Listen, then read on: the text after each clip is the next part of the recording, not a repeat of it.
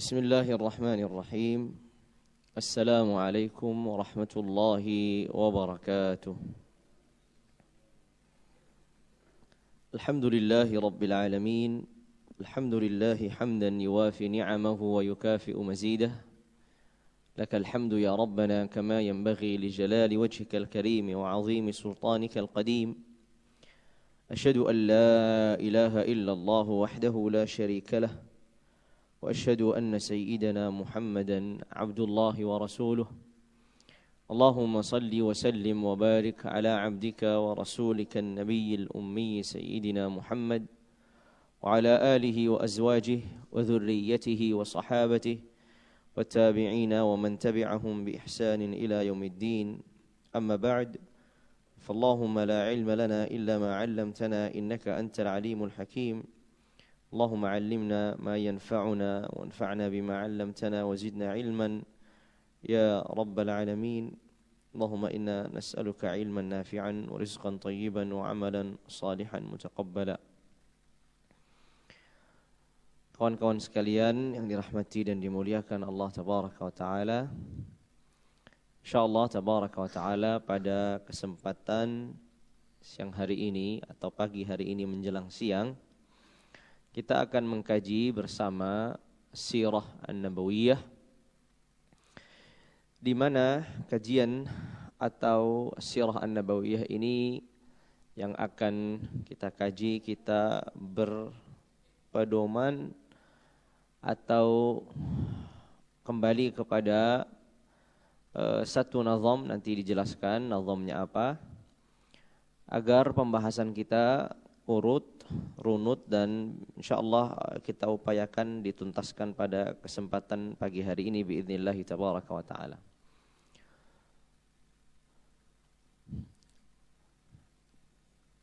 Jamaah sekalian yang rahmati dan dimuliakan Allah Tabaraka wa Ta'ala, kajian atau Sirah An-Nabawiyah ini tentu satu cabang dari ilmu-ilmu yang dipelajari di dalam syariat. Hanya saja ada beberapa poin yang penting nanti mungkin akan disebutkan di akhir majelis, karena kita akan lebih fokus kepada nazam ini atau manzumah ini agar bisa kita tuntaskan. Sebagai pendahuluan atas nazam atau manzumah ini, ya, sebagai pendahuluan, nazam ini ya atau manzumah ini ditulis atau dibuat oleh Fadilatul Syekh Shalih Ibn Hamad Al-Utsaimin hafizahullahu tabaraka wa ta'ala. Shalih Ibn Hamad Al-Utsaimin hafizahullahu tabaraka wa ta'ala. Ya, salah satu ulama di Saudi Arabia, seorang yang cukup produktif dengan kajian-kajian ilmunya. Ya, beliau menuliskan ringkasan dari Sirah Nabawiyah ini yang dibuat dalam 20 nazam. Yang dibuat dalam 20 nazam atau 20 bait syair. Ya, dibuat dalam 20 bait syair. Jadi ada 20 bait syair yang beliau buat untuk menjelaskan tentang Al-Munirah fi Muhimmi Ilmi Sirah. Itu yang nanti beliau sebut kajian ini atau nazam ini namanya Al-Munirah fi Muhimmi Ilmi Sirah. Dalam 20 bait syair beliau berusaha untuk meringkas hal-hal yang penting berkaitan dengan Rasulullah alaihi afdhalus salati wa atamus salam,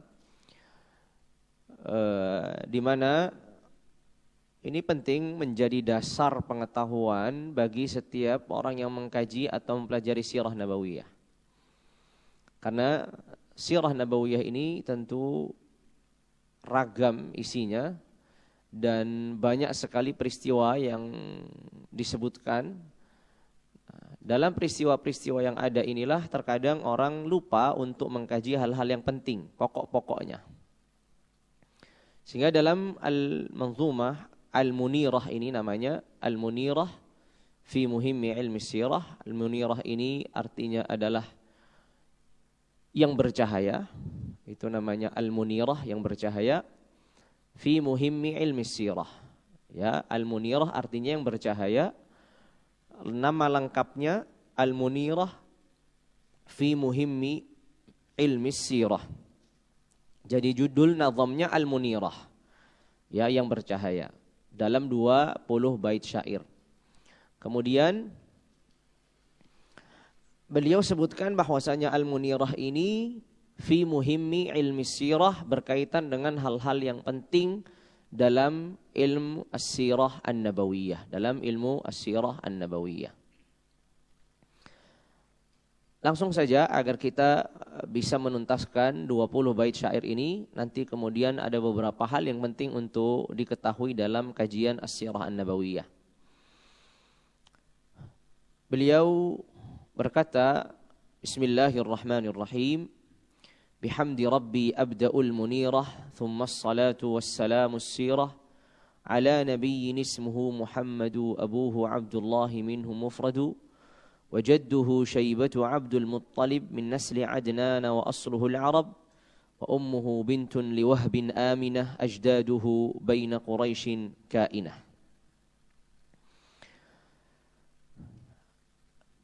Metode penjelasan yang kita akan gunakan adalah kita akan berupaya untuk melaluinya secara ringkas terlebih dahulu, baru nanti kita ulang lebih detail 20 bait syair ini. Pertama, beliau hafizahullah tabaraka wa ta'ala, Fadilatul Syekh Saleh Al-Utsaimin hafizahullah, mengawali nazamnya dengan basmalah, Bismillahirrahmanirrahim. Atau ada basmalahnya enggak yang di kertas? Ada ya? Baik, Bismillahirrahmanirrahim. Kemudian bait syair yang pertama beliau katakan, Bihamdi Rabbi abda'ul munirah, thumma as-salatu was-salamu as-sirah, ala nabiyyin ismuhu Muhammadu, abuhu Abdullahi minhu mufradu. Dalam 2 bait syair ini beliau memulai nazamnya, walaupun nazamnya sudah dimulai dengan basmalah. Pertama basmalah, kemudian dimulai dengan hamdalah, bihamdi Rabbi. Itu sama aja kalau orang mengucapkan alhamdulillah. Baik, alhamdulillah atau ahmadullah atau nahmadullah, hamdan lillah, innal hamdalillah, sama semua. Karena dalam nazam sehingga beginilah bentuknya, bihamdi Rabbi abda'ul munirah. Bihamdi Rabbi abda'ul munirah, thumma as-salatu was-salamu as-sirah. Artinya, ya, aku memulai al-munirah. Al-munirah ini judul dari nazam, ya, tadi sudah disebutkan. Nazam ini judulnya Al-Munirah. Bihamdi Rabbi abda'ul munirah. Jadi abda'ul munirah bihamdi Rabbi. Begitu pada dasarnya. Abda'ul munirah bihamdi Rabbi. Thumma as-salatu was-salamu sirah. Jadi kalau kita merangkai dalam bahasa Arab, ya, lalu kita terjemahkan, maka pada dasarnya awalnya abda'ul munirah bihamdi Rabbi. Abda'ul munirah bihamdi Rabbi. Aku memulai al-munirah dengan bertahmid kepada Rabbku. Kemudian setelah bertahmid kepada Rabbku, thumma as-salatu was-salamu as-sirah ala nabiyyin ismuhu Muhammadu. Jadi bait yang pertama dan bait yang kedua ini bersambung, tidak bisa dipisah. Ya. Jadi kalau mau mengartikan bait pertama dan bait kedua itu disatukan agar nyambung. Bihamdi Rabbi abda'ul munirah, thumma as-salatu was-salamu as-sirah ala nabiyyin ismuhu Muhammadu, abuhu Abdullahi minhu mufradu. 2 bait ini harus digabungkan. Bait yang pertama berkaitan dengan hamdalah, ya. Abda'ul munirah, aku memulai al-munirah. Tadi nama panjang al-munirah ini adalah Al-Munirah fi muhimmi ilmi sirah. Al-Munirah fi muhimmi ilmi sirah. Al-Munirah itu sesuatu yang bercahaya. Kemudian beliau menyebutkan bahwasanya lengkapnya fi muhimmi ilmi sirah, dalam hal-hal yang penting berkaitan dengan sirah. Beliau memulainya dengan basmalah, kemudian beliau memulainya dengan tahmid atau hamdalah, yaitu dalam ucapannya bihamdi rabbi. Kemudian beliau mengawalinya juga dengan salawat serta salam kepada Rasulullah alaihi afdhalus salati wa atammus salam. Kata beliau apa? Thumma salatu wassalamus sirah ala nabiyyin ismuhu Muhammadu. Nyambungnya begitu. Ya. Tidak berhenti di thumma salatu wassalamu. Masih belum lengkap. Karena bait yang kedua lah yang melengkapi. Bihamdi rabbi abda'ul munirah thumma salatu wassalamus sirah ala nabiyyin ismuhu Muhammadu. Ala nabiyyin ismuhu Muhammadu. Bait yang kedua. Melengkapi salawat serta salam kepada Nabi yang namanya Muhammad. Ya, jadi melengkapi seperti itu. Baru kemudian mulailah beliau menyebutkan hal-hal yang penting yang berkaitan dengan as-sirah an-nabawiyah. Jadi dalam dua bait ini ya kita mengambil kesimpulan bahwasanya beliau melakukan satu pendahuluan atau yang kita kenal dengan muqaddimah. Ya, pendahuluan, muqaddimah. Apa yang beliau sebutkan di muqaddimah? Beliau memulai dengan basmalah, kemudian yang berikutnya beliau memulainya juga setelah basmalah, beliau memulai dengan hamdalah, memuji dan memuja Allah dengan bertahmid, kemudian salawat serta salam kepada Rasulullah alaihi afdhalus salati wa atammus salam. Lalu kemudian di sini baru beliau memberikan informasi yang pertama. Ya, beliau baru memberikan informasi yang pertama. Informasi yang pertama yang beliau berikan adalah nama Rasulullah alaihi afdhalus salati wa atammus salam. Siapa nama yang disebutkan? Yang nama yang disebutkan di sini adalah Muhammad. Ya, Muhammad. Di mana Muhammad ini adalah nama yang paling dikenal dari nama-nama Rasulullah alaihi afdhalus salati wa atammus salam. Karena Rasulullah tidak hanya memiliki satu nama. Rasulullah memiliki nama yang banyak. Yang Allah Azza wa Jalla sebutkan dalam Al-Quran, Ahmad selain Muhammad. Muhammad dalam Al-Quran Karim terulang 4 kali. Kemudian Ahmad terulang 1 kali ya, hanya 1 kali saja di surat As-Saff. Sedangkan Muhammad terulang 4 kali dalam Al-Quran. Misalkan di akhir Muhammadur Rasulullah, ya, penyebutan paling terakhir. Muhammadur Rasulullah walladzina ma'ahu asyidda'u 'alal kuffari ruhama'u ila akhir ayat. Sehingga nama inilah nama yang lebih dikenal, yaitu Muhammad. Sedangkan nama-nama Rasulullah yang lain ada, tapi nama-nama Rasulullah yang lain ini tidak begitu dikenal oleh sebagian orang. Seperti Ahmad, seperti Nabiyur Rahmah, seperti Nabiyyu Al-Marhamah, seperti Al-Hashir, Al-Aqib, Al-Mahi, dan seterusnya. Ya. Maka informasi yang pertama yang beliau berikan adalah Rasulullah Sayyidina Muhammad ibn Abdillah itu namanya adalah Muhammad. Ini informasi yang pertama. Kemudian informasi yang kedua beliau sebutkan di Ajuzul Bait. Bait syair itu, bait syair, kan kita lihat satu bait ada 2 bagiannya. Bihamdi Rabbi abda'ul munirah bagian pertama, bagian yang kedua thummas salatu wassalamus sirah. Sama juga bagian yang pertama ala nabiyyin ismuhu Muhammadu, bagian kedua abuhu Abdullahi minhu mufradu. Bagian yang pertama itu namanya dalam ilmu al-arud disebut dengan sadrul bait. Bagian yang kedua disebut dengan ajuzul bait. Sadr itu artinya bagian depan, ajuz itu artinya bagian belakang. Maka ada sadrul bait, ada ajuzul bait. Sadrul bait itu artinya bagian depan, ajuz al-bait itu artinya bagian belakang. Nah, di sini di sadrul bait yang kedua, di bagian depan bait yang kedua, beliau memberikan informasi yang pertama. Apa tadi? Nama Rasulullah alaihi afdhalus salati wa atammus salam. Namanya Muhammad. Dan ini Allah sebutkan dalam Al-Quran sebagaimana firmannya misalkan Muhammadur Rasulullah. Atau firmannya maka kana Muhammadun aba ahadim min rijalikum. Dan seterusnya. Informasi yang kedua yang ada di Ajuzul Bait, bagian yang terakhir. Ya, bagian yang terakhir di bait yang kedua. Apa kata beliau? Abuhu Abdullahi minhu mufradu. Ada dua informasi. Ada dua informasi di Ajuzul Bait atau bait yang kedua. Informasi yang pertama adalah nama ayahnya Rasulullah. Nama ayahnya Rasulullah siapa? Abdullah. Ya, makanya beliau katakan abuhu Abdullah. Ayahnya adalah Abdullah. Ayahnya siapa? Ayahnya Muhammad.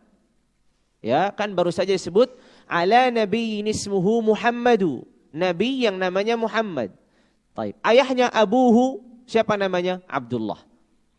Baru kemudian ini informasi yang pertama, yaitu nama ayahnya Rasulullah alaihi afdhalus salati wa atamus salam namanya adalah Abdullah. Informasi yang kedua yang di Ajuzul Bait adalah minhu mufradu. Ya, jadi di bait yang kedua ini, bagian depannya disebutkan satu informasi yaitu nama Rasulullah. Bagian belakangnya disebut dua informasi. Informasi yang pertama adalah nama ayahnya Nabi yaitu Abdullah. Informasi yang kedua dalam kalimat beliau minhu mufradu, bahwa Rasulullah anak tunggal. Bahwa Rasulullah adalah anak tunggal. Ya, abuhu Abdullahi minhu mufradu, darinya ia adalah anak tunggal. Sehingga ini informasi yang kedua di Ajuzul Bait. Bisa kita simpulkan di satu bait ini ada 3 informasi. Yang pertama adalah namanya beliau. Kedua adalah nama ayah beliau. Ketiga adalah posisi kedudukan beliau sebagai seorang anak. Apakah beliau ini anak tunggal atau beliau memiliki saudara dan saudari senasab? Ya, maka terjawab sudah. Nama beliau adalah Muhammad, nama ayahnya adalah Abdullah, dan beliau adalah anak tunggal. Sehingga beliau tidak memiliki saudara laki-laki dari ayahnya, ataupun dari ibunya, atau dari ayah dan ibunya. Kan saudara itu kan bisa seperti itu ya. Ada saudara seayah saja, beda ibu. Ada saudara seibu saja, beda ayah. Ada saudara seayah dan seibu yang kita kenal dengan saudara kandung. Muhammad ibn Abdullah alaihi afdhalus salatu wa atamus salam tidak memiliki saudara ataupun saudari. Kenapa? Karena memang beliau adalah anak tunggal. Sudah jelas ya? Itu informasi yang terdapat di bait ya kedua. Bait yang ketiga kata beliau wajadduhu Syaibatu Abdul Muttalib min nasli Adnan wa asluhul Arab. Bagian pertama bait, di bait yang ketiga wajadduhu Syaibatu Abdul Muttalib min nasli Adnan wa asluhul Arab. Di bait yang ketiga kita ambil dulu bagian pertamanya. Wajadduhu Syaibatu Abdul Muttalib. Ada informasi lagi. Apa itu informasi yang pertama? Informasi yang pertama adalah nama kakeknya Rasulullah. Siapakah nama kakeknya Rasulullah? Wajadduhu. Jadduhu kakeknya Nabi. Seperti abuhu Abdullah, ayahnya Abdullah, jadduhu kakeknya Nabi. Siapa kakeknya Nabi? Syaibah. Ini nama yang jarang orang mengenalnya, bahwasanya nama kakeknya Rasulullah yang sesungguhnya itu adalah Syaibah. Itu nama ketika ia lahir diberi nama Syaibah ini. Ya. Bagaimana dengan Abdul Muttalib? Ini informasi yang kedua. Abdul Muttalib itu nama julukan, lakab. Nama panggilan. Jadi nama asli kakeknya Rasulullah alaihi afdhalus salatu wa atamus salam adalah Syaibah. Disampaikan diinformasikan di bait yang ketiga. Wajadduhu Syaibah. Wajadduhu Syaibah. Nanti kita akan kembali lagi dari awal. Kenapa kakeknya Nabi disebut dengan atau diberi nama Syaibah. Dan kenapa kemudian juga dipanggil dengan Abdul Muttalib. Jadi informasi pertama yang ada di bait yang ketiga, bahwa kakeknya Nabi bernama Syaibah. Kakeknya Nabi dari siapa? Dari ayahnya. Ya, ini dari ayahnya. Kan ayahnya tadi namanya Abdullah. Nah, ayahnya kan begitu. Kakeknya namanya Syaibah. Ini kakek dekatnya. Kakek dekatnya adalah namanya Syaibah. Kemudian informasi yang kedua adalah apa? Nama panggilannya. Syaibah ini memiliki nama panggilan. Yaitu siapa? Abdul Muttalib. Bukan Abdul Muttalib sebagaimana banyak terdengar. Bukan Abdul Muttalib tapi Muttalib. Ya. Tasjidnya di ta bukan di lam. Ya, karena saya beberapa kali berinteraksi dengan santri dengan pengetahuan sirah sebelumnya ketika dikaji mungkin di madrasah ibtidaiyahnya atau yang lainnya, ketika tanya kakeknya Nabi banyak yang mengucapkannya dengan salah, yaitu bukan Abdul Muttalib tapi Muttalib. Nggak tahu apa mungkin itu lebih mudah diucapkan atau memang salah yang ngajari gitu. Saya nggak tahu apa sebabnya. Tapi yang jelas panggilannya adalah Abdul Muttalib. Ta-nya yang ditasydid bukan lamnya. Maka itu informasi yang kedua. Informasi yang ketiga berikutnya di Ajuzul Bait. Di bagian terakhir bait. Yaitu apa? Min nasli Adnan. Nabi ini dari keturunan siapa? Dari keturunan Adnan. Adnan ini kakek jauhnya Nabi. Kalau kita sudah mengenal kakek dekatnya Nabi, ya, kalau kita sudah mengenal kakek dekatnya Nabi, tadi namanya Syaibah dan dipanggil Abdul Muttalib, maka kita perlu mengenal kakek jauhnya Nabi. Yang ini menjadi induk dan kembalinya nanti suku-suku yang ada di kota Makkah dan yang lainnya. Siapa nama kakeknya? Adnan. Min nasli Adnan, dari keturunan Adnan. Kenapa secara spesifik Adnan yang disebutkan? Sedangkan kakeknya Nabi yang jauh kan banyak. Ya. Kenapa Adnan? Nanti kita akan kaji ketika kita mengulang bait-bait ini yang untuk kedua kali. Jadi kita lalui dulu secara ringkas, baru nanti kita kembali lagi lebih detail. Jadi informasi yang ketiga bahwasanya beliau dari keturunannya Adnan. Dan Adnan ini nama kakeknya Nabi yang jauh. Kalau nama kakeknya Nabi yang dekat, ayahnya Nabi, kita sudah tahu tadi, Syaibah dan julukannya Abdul Muttalib. Informasi yang terakhir, yang keempat dari bait yang ketiga adalah kalimat wa asluhul Arab. Wa asluhu al-Arab. Bahwasanya beliau dari bangsa apa? Dari bangsa Arab. Ya, jadi di bait yang ketiga ada 4 informasi. Di bait yang ketiga ada 4 informasi. 1, nama kakek beliau, Syaibah. Kedua, nama panggilan kakeknya. Siapa? Abdul Muttalib. Ketiga, nama kakek jauh. Ya, nama kakek jauhnya. Yaitu siapa? Adnan. Kan dikatakan Nabi keturunan siapa? Keturunan Adnan. Nama kakek jauh. Yang keempat adalah beliau dari bangsa mana? Yaitu bangsa Arab.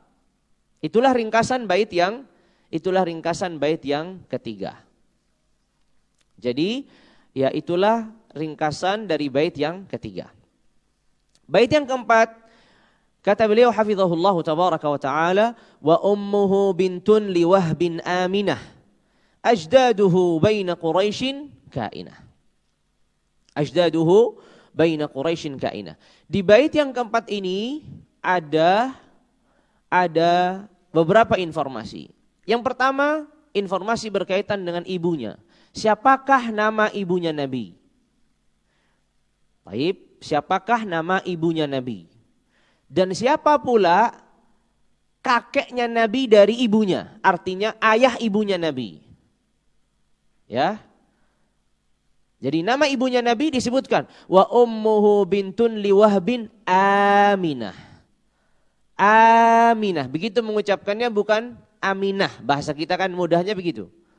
Karena dalam bahasa Arab ada 2 nama yang mirip.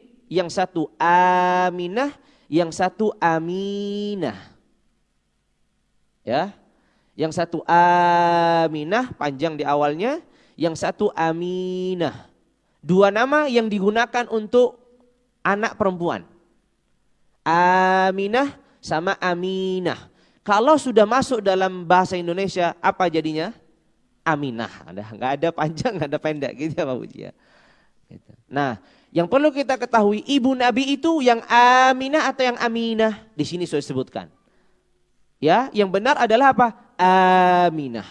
Ini penting untuk mengajarkan kepada anak-anak kita, untuk mengajarkan hal-hal yang dasar dengan pengucapan yang benar. Ya, ibunya Nabi bukan Aminah tapi Aminah. Ingat. Misalkan kakeknya Nabi tadi bukan Abdul Muttalib tapi Muttalib.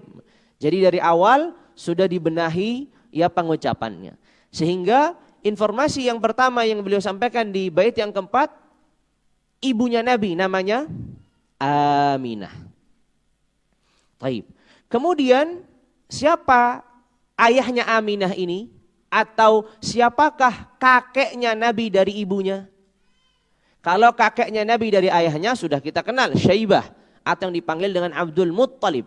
Sekarang siapakah ayah ibunya Nabi? Siapakah ayahnya Aminah ini? Ayahnya adalah Wahab.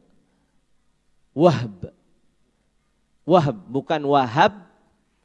Ya, bukan Wahab. Kalau Wahab kan berarti kan di fathah haknya gitu. Tapi haknya disukun. Jadi Wahab. Yang kalau orang Indonesia mudahnya jadinya Wahbun atau Wahbin atau Wahban gitu. Seperti nama Hind. Kan ada anak perempuan diberi nama Hindun, begitu ya. Itu kalau dalam bahasa Indonesia Hindun. Dalam bahasa Arab akhir itu nggak dikasih harakat.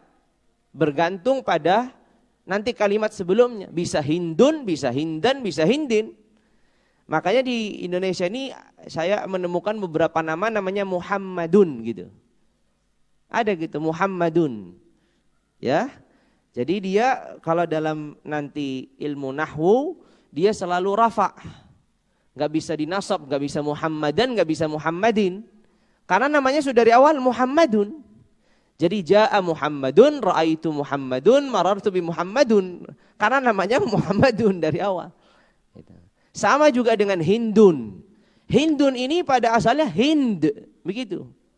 Tergantung nanti di depannya seperti apa. Ja'a Hindun, ya jadi Hindun.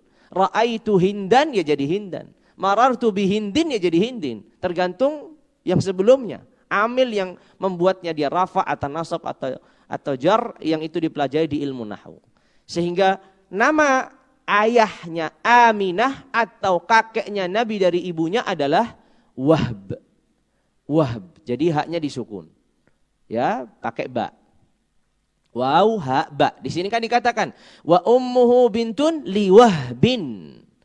Ibunya itu anak putrinya siapa? Wahb. Yang bernama Aminah. Ya. Ibunya Nabi namanya Aminah, ayahnya namanya Wahb. Semua nanti akan kita sebutkan secara detail. Kemudian informasi yang berikutnya itu sudah informasi yang kedua di bait yang keempat ini. Informasi yang berikutnya adalah ajdaduhu baina Quraisyin kainah. Informasi ini berkaitan tentang Nabi itu dari suku mana? Dari kabilah apa? Kabilah Quraisy. Dari kabilah Quraisy. Ya, dari kabilah Quraisy. Maka di sini lengkaplah 3 informasi itu. Informasi yang pertama adalah ibunya Nabi bernama Aminah. Ayah ibunya Nabi bernama Wahb. Informasi yang ketiga, kakek-kakeknya Nabi atau Nabi ini berasal dari suku apa? Dari kabilah apa? Dari kabilah Quraisy.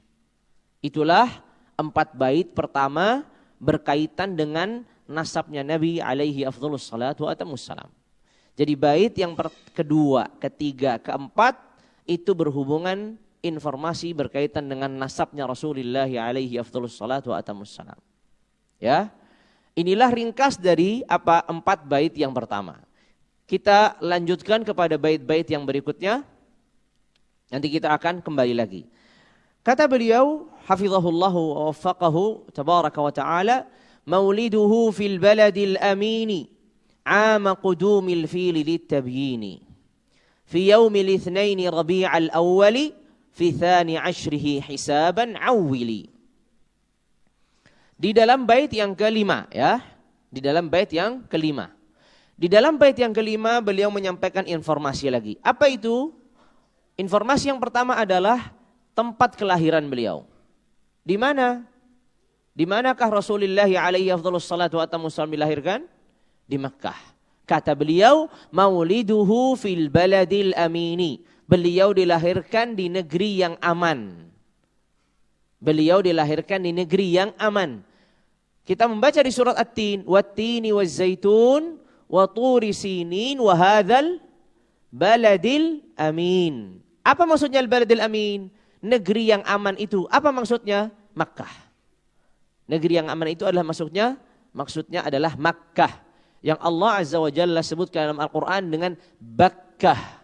Jadi Makkah ini memiliki nama yang lain selain Makkah yang kita kenal, juga Bakkah pakai ba.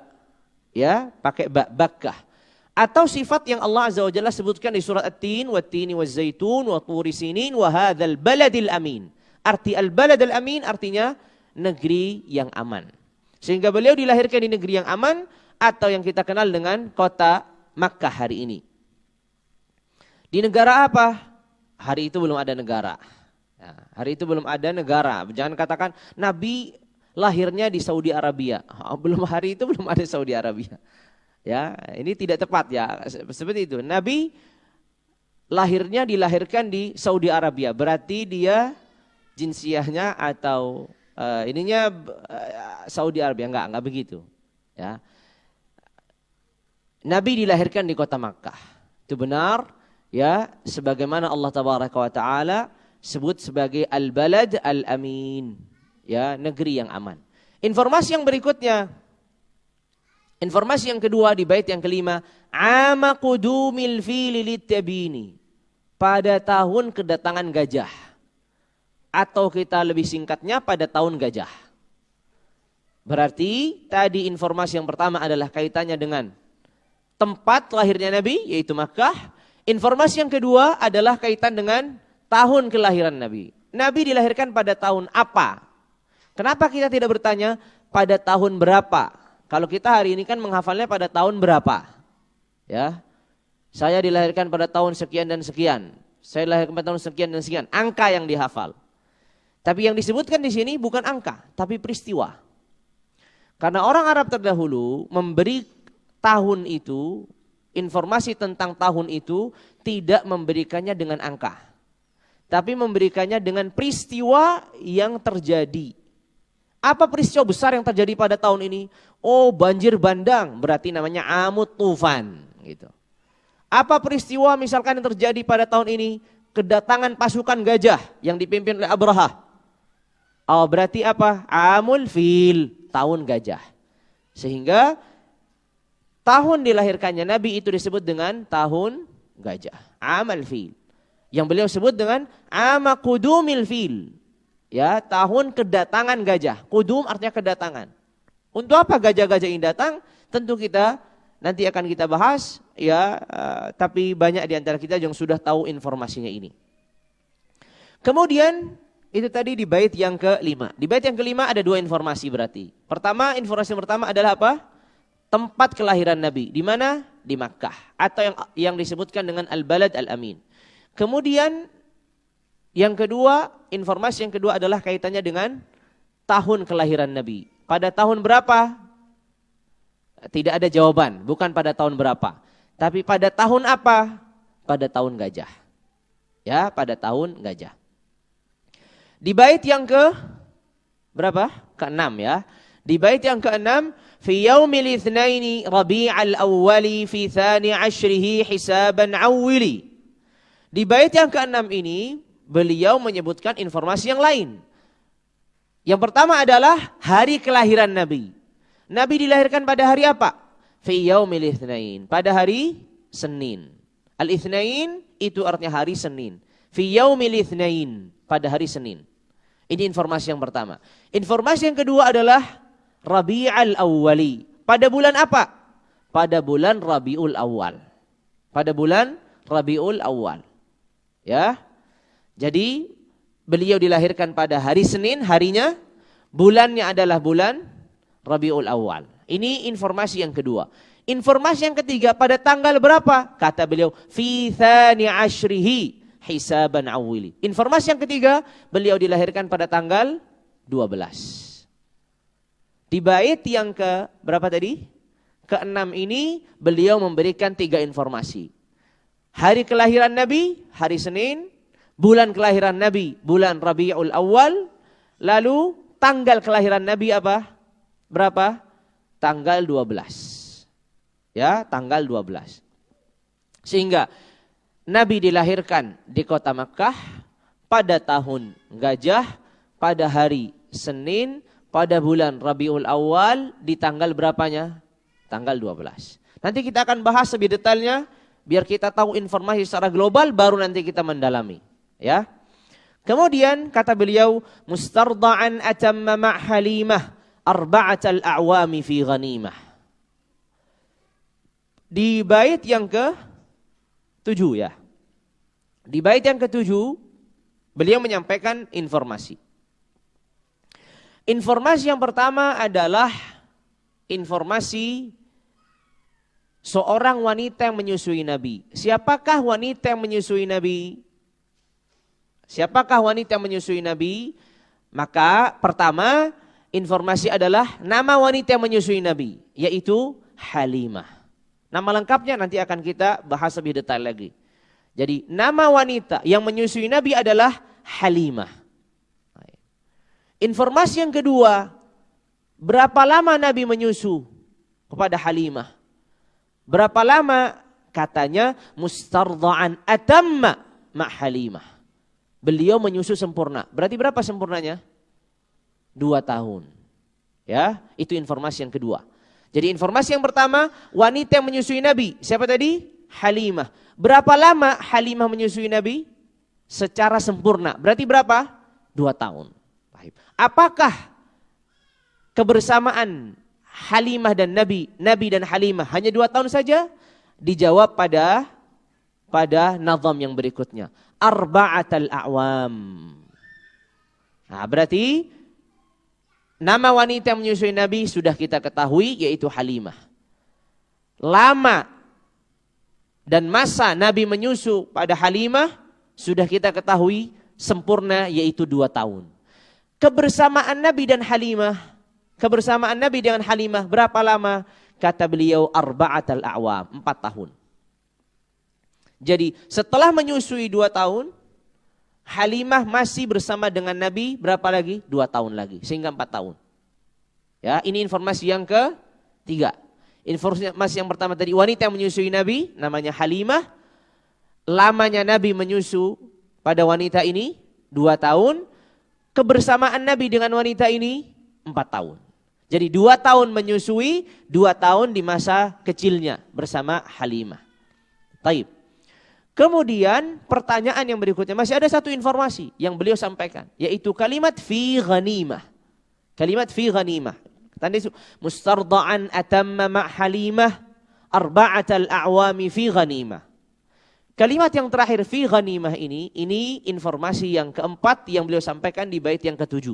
Apa itu informasi yang keempat? Bagaimana kondisi Nabi ketika bersama dengan Halimah? Apa kondisi yang susah? Ataukah kondisi yang mudah? Ataukah seperti apa? Kata beliau, fi ghanimah. Kondisi Nabi bersama Halimah itu kondisi yang sangat menguntungkan bagi Halimah dan keluarganya. Ya, kondisi Nabi bersama Halimah itu adalah kondisi yang sangat menguntungkan Halimah dan keluarganya. Nanti kita akan urut lagi bagaimana peristiwa-peristiwa yang menunjukkan keberadaan Nabi bersama Halimah itu sesuatu karunia yang besar untuk Halimah dan keluarga. Untuk Halimah dan keluarga. Sehingga ada 4 informasi yang disampaikan oleh beliau di bait yang ke-7. Pertama, nama wanita yang menyusui. Siapa tadi? Halimah. Kemudian berapa Nabi menyusu pada Halimah? 2 tahun. Kemudian berapa lama Nabi bersama Halimah? 4 tahun. Ya, 4 tahun. 2 tahun di saat menyusui, 2 tahun setelahnya. Kemudian bagaimana kondisi Nabi di keluarga Halimah? Nabi membawa keberuntungan, Nabi membawa kebaikan untuk keluarga Halimah. Baik. Berikutnya, bait yang ke-8. Qala hafizahullah tabaraka wa ta'ala wa ummuhu aqiba 6 matat wa jadduhu ba'da 8 wafat. Ada ada dua informasi. Informasi yang pertama adalah kematian ibunya. Kematian ibunya. Wafatnya sang ibu. Siapa tadi nama ibunya? Aminah. Ya. Jadi kita sudah setidaknya memperbaiki ucapan kita atau melafalkan nama ibu Nabi. Bukan Aminah, tapi Aminah. Baik. Ibunya wafat. Pada usia berapa ibunya wafat? Ibunya wafat pada usia beliau 6 tahun. Kata beliau, wa ummuhu aqiba sittin matat. Ibunya setelah beliau berusia 6 tahun wafat. Aqiba ay ba'da. Wa ummuhu aqiba ay ba'da sittin matat. Ibunya setelah ia usia 6 tahun wafat. Berarti ini informasi yang pertama. Ibunya Rasulullah alaihi afdhalus salati wa atammus salam wafat di saat Nabi usia 6 tahun. Baik. Informasi yang kedua di bait yang ke berapa tadi? 7 atau 8? 8. Ya, apa itu? Wajadduhu ba'da 8 wafat. Kematian kakeknya. Jadduhu tadi kakeknya. Kakeknya siapa? Kakeknya dari ayahnya. Kakeknya di sini maksudnya kakeknya dari ayahnya. Yang dinamai tadi siapa? Syaibah atau yang dikenal dengan Abdul Muttalib. Kakeknya wafat, kakeknya meninggal dunia di saat usia Nabi berapa tahun? 8 tahun. Ya, di saat Nabi usianya 8 tahun. Itu di bait yang ke-8 di ajuzul bait di bagian belakangnya. Taib. Kita ulangin, wa ummuhu aqiba sittin matat wa jadduhu ba'da 8 wafat. Ibunya Nabi alaihi afdhalus salatu wa atammus salam meninggal dunia, wafat di saat beliau usianya 6 tahun. Kemudian kakeknya juga meninggal di saat beliau usianya 8 tahun. Taib. Itulah di bait yang ke-8. Bait yang ke-9. Thumma Abu Talibin ammuhu kafal. Thumma Abu Talibin ammuhu kafal. Wazara busra syami ma'hu wartahal. Wazara busra syami ma'hu wartahal. Min ba'dihi muttajiran fi mali Khadijatin fazawjuhu fit tali. Di bait yang ke-9 ini,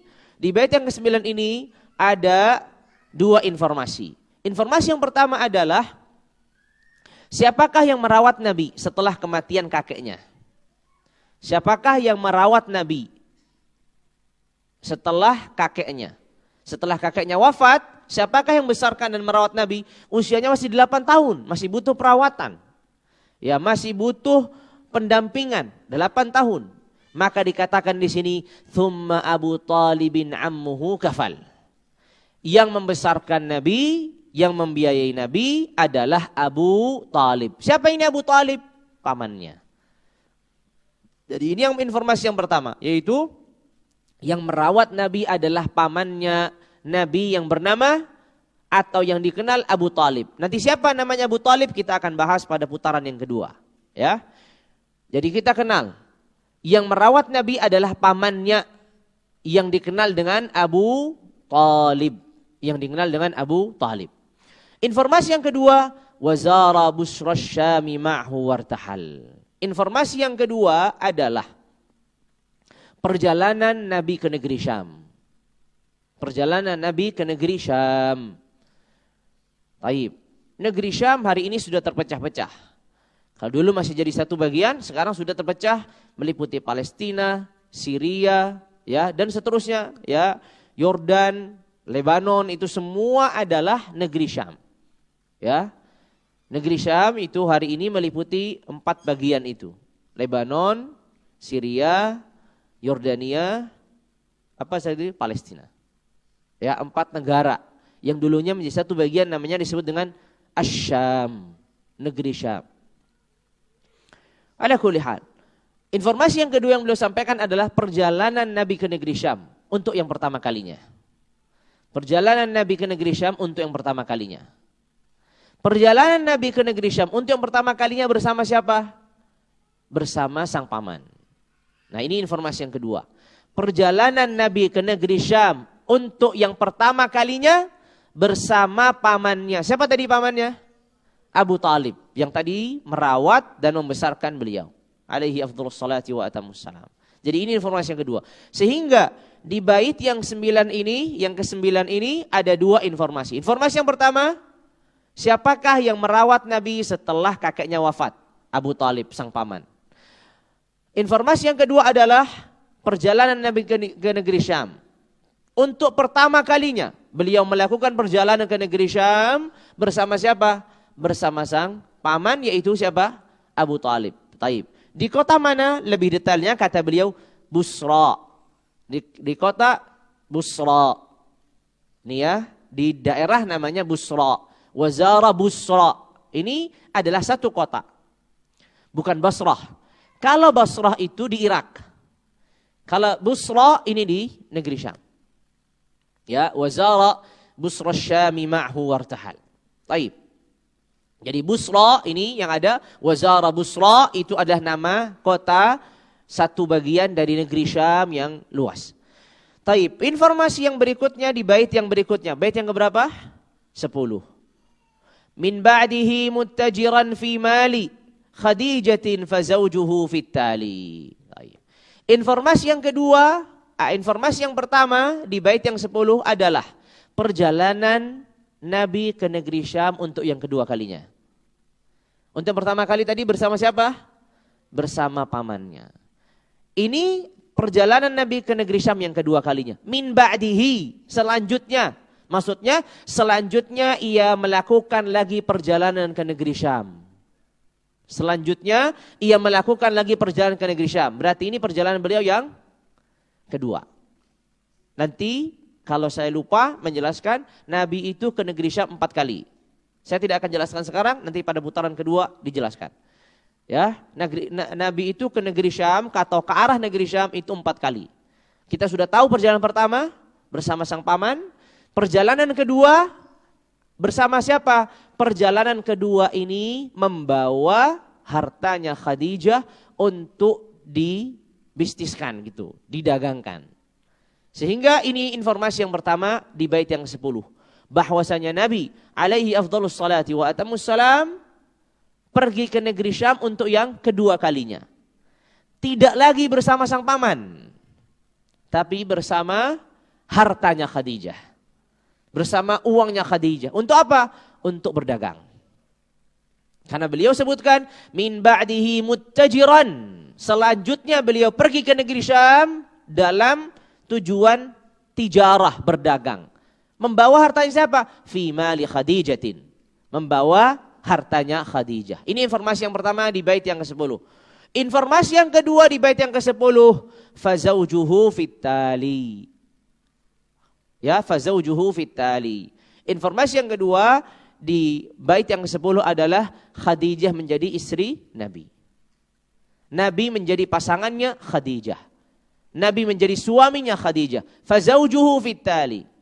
Ya, ay an-nabi alaihi afdhalus salatu wa atamus salam sara zaujan li Khadijah wa Khadijah sarat zaujatan lin nabi alaihi afdhalus salatu wa atamus salam. Ia menjadi istri Nabi dan Nabi menjadi suaminya Khadijah. Dari 2 informasi. Jadi informasi yang pertama di bait yang ke-10 adalah bahwa Nabi melakukan perjalanan ke negeri Syam yang kedua bersama dengan hartanya Khadijah. Kemudian informasi yang kedua, Nabi menikahi Khadijah radhiyallahu taala anha wa ardaha. Berarti ini adalah istri pertamanya Nabi. Siapa? Khadijah. Karena belum disebutkan istri-istri Nabi. Ya, ini yang pertama, yaitu siapa? Khadijah radhiyallahu taala anha wa ardaha. Taib. Lalu kemudian pada bait yang berikutnya. Ya, pada bait yang 11 ya. Kata beliau hafizahullah tabaraka wa ta'ala wa fi tamami 40 ursila linnasi yahdihim lidinin hummila yad'u ila at-tauhid jawfa makkati 13 sininan tammati. Di bait yang 11, di bait yang ke-11 beliau menyebutkan informasi. Informasi yang pertama, wa fi tamami 40 ursila. Pada usia 40 tahun beliau diutuskan sebagai rasul. Wa fi tamami pada usia genap 40 tahun. Ursila beliau diutuskan sebagai rasul. Jadi ini informasi yang pertama. Pada usia berapa beliau diutuskan sebagai Rasul? Pada usia 40 tahun. Karena disebutkan wa fi tamami arba'ina ursila. Baik, wa fi tamami arba'ina ursila. Ini informasi yang pertama. Informasi yang kedua, beliau diutuskan membawa apa? Beliau utusan Allah. Baik, kalau namanya utusan Allah itu berarti membawa sesuatu. Apa yang beliau bawa? Linnasi yahdihim lidinin hummila. Beliau membawa agama sebagai pedoman untuk manusia, sebagai petunjuk untuk manusia. Ini informasi yang kedua. Jadi informasi yang pertama, beliau diutuskan sebagai Rasul pada usia 40 tahun. Taib. Diutuskan sebagai Rasul membawa apa? Informasi yang kedua, beliau diutuskan membawa agama. Agama ini apa fungsinya? Sebagai pedoman untuk manusia, sebagai hidayah untuk manusia, sebagai petunjuk untuk manusia.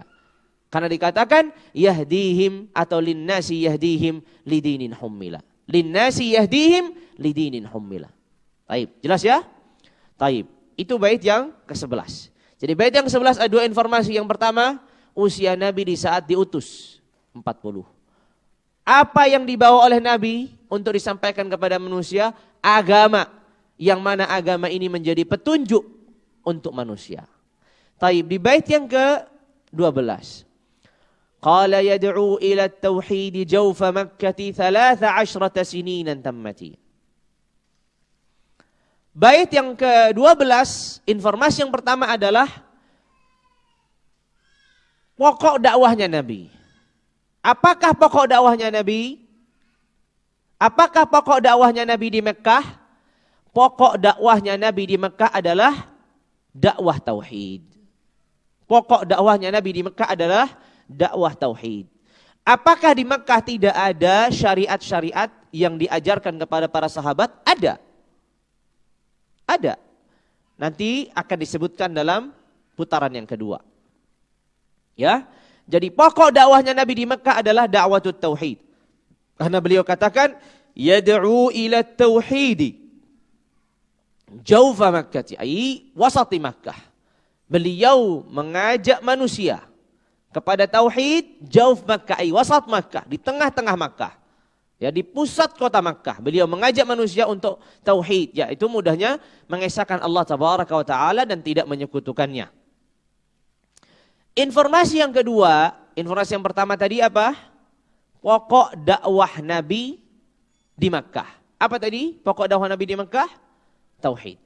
Mudahnya mengesahkan Allah tabaraka wa taala dan tidak menyekutukannya. Kemudian informasi yang kedua adalah 13 sininan tammati.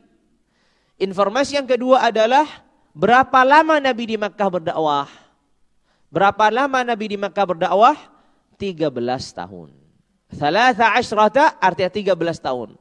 13 tahun sempurna. 13 sininan tammati. 13 tahun sempurna. Ini informasi yang kedua. Berarti pokok dakwah Nabi di Makkah adalah dakwatut tauhid. Lamanya Nabi berdakwah di Makkah adalah 13 tahun. Sudah jelas ya?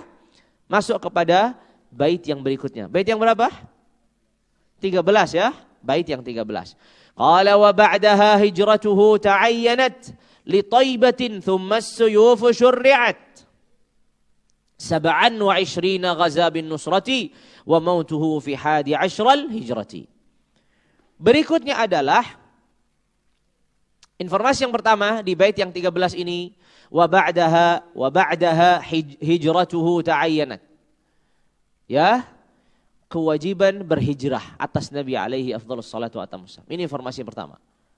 Kewajiban berhijrah atas Nabi alaihi afdhalus salatu wa atamussalam. Ya. Setelah berapa lama berarti berdakwah? Tadi disebutkan 13 tahun di Makkah. Ya. Ini kewajiban, bukan lagi pilihan, tapi Nabi diwajibkan karena bahasa di sini wa ba'daha hijratuhu ta'ayyanat ay wajabat. Faradat, itu arti ta'ayyanat. Diwajibkan atas Nabi alaihi afdhalus salati wa atamussalam untuk berhijrah. Setelah berapa? Wa ba'daha, setelah 13 tahun. Jadi setelah 13 tahun di Makkah dan pokok dakwahnya adalah tauhid di Makkah, Nabi diwajibkan untuk berhijrah. Ya, diwajibkan untuk berhijrah. Ini informasi yang pertama di bait yang ke-13, yaitu apa? Kewajiban berhijrah atas Nabi alaihi afdhalus salati wa atammus salam. Bukan pilihan. Sekali lagi, bukan pilihan tapi kewajiban. Ta'ayyanat, harus. Kemudian berikutnya, li Thaibatin. Nah ini dia. Hijrahnya Nabi kemana? Apakah ke Habasyah? Bukan. Nabi hijrahnya ke kota yang disebut dengan Thaibah. Thaibah itu apa? Thaibah ini nama lain dari kota Madinah. Ya, Thaibah ini nama lain dari kota Madinah. Thaibah. Ya. Kita dengar ada nasyid ya Thaibah, ya kan? Nah, itu dia, Thaibah. Itu adalah apa? Itu adalah kota Madinah. Ya. Disebut Thaibah artinya kota yang baik, disebut juga Tabah. Ya, Thaibah atau Tabah sama. Ya. Atau kita kenal dengan hari ini Al-Madinatul Munawwarah, kan begitu. Madinah Al-Munawwarah, kota yang bercahaya. Kenapa bercahaya? Bercahaya setelah kedatangan kepadanya Rasulullah alaihi afdhalus salatu wa atammus salam. Ala kulli hal. Kemudian, taib, jadi informasi yang pertama tadi, diwajibkannya kepada Nabi berhijrah. Kemana berhijrahnya? Bukan ke Habasyah. Kita nanti kan tahu ada hijrah lain selain ke kota Madinah. Ada hijrah ke negeri Habasyah. Yang diwajibkan kepada Nabi alaihi afdhalus salatu wa atammus salam adalah hijrahnya ke Thaibah atau ke Madinah. Kemudian informasi yang berikutnya, thummas suyufu syurri'at. Apa itu thummas suyufu syurri'at? Nah, di sini informasi yang baru. Yaitu apa? Syariat berjihad. Syariat berjihad. As-suyuf artinya pedang-pedang. Jamak dari saif. Syurri'atis suyuf artinya disyariatkannya menghunuskan pedang. Menghunuskan pedang untuk apa? Ya untuk berjihad. Pasti cuma dihunuskan aja. Ya, maksudnya adalah berjihad. Jadi syariat berjihad. Sehingga syariat berjihad ini berarti kapan datangnya?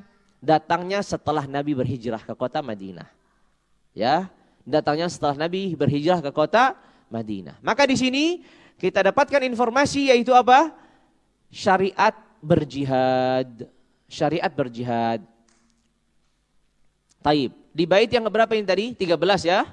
Di bait yang ke-13 ada beberapa informasi. Yang pertama, kewajiban berhijrah atas Nabi. Kedua, hijrah ke kota Madinah. Ketiga, syariat berjihad. Taib. Di bait yang ke-14, begitu ya. Bait yang ke-14 kata beliau, sab'an wa ishrina ghaza bin nusrati. Sab'an wa ishrina ghaza bin nusrati. Ada informasi yang pertama. Yang pertama adalah berapa banyak Nabi melakukan peperangan. Berapa banyak Nabi melakukan peperangan.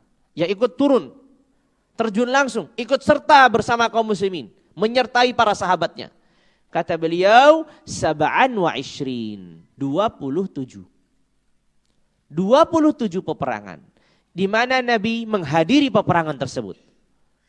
Nanti kita akan ketahui dalam sirah nabawiyah ada nama lain peperangan yang Nabi tidak hadir. Terkadang Nabi tidak hadir berperang. Nabi hanya mengutus pasukan. Dan Nabi tetap di kota Madinah. Tapi juga ada peperangan Nabi ikut serta dalam perang. Nah, yang disertai Nabi itu berapa banyak? 27.